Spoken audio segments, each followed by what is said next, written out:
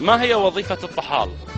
الطحال مثل اللي يكذب، هذا هو الطحال، وهذا يسمونه الطحال يعني. الكاذب يسمونه يسمونه الطحال. هو الحيوان المفترس شو اسمه، حيوان مفترس؟ طحال؟ الطحال المفترس بالحيوان.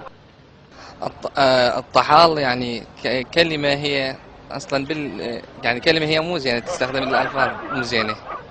بس كلمة الطحال هو الطحال يجي أكو من عنده زرع يعني شو اسمه داخل الماي يسموه الطحال.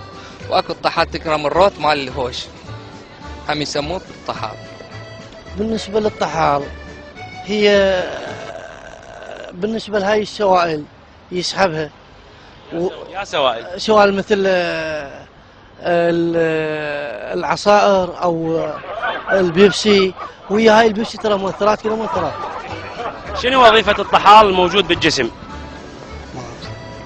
شنو يعني وظيفته؟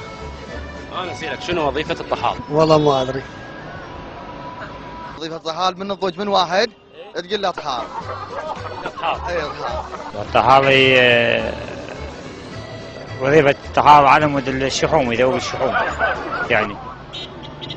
الطحال شنو الطحال؟ يعني أنت منضوج من واحد تقول له ابن الطحال. إيه شنو لا؟ ما هي وظيفة الطحال؟ صايم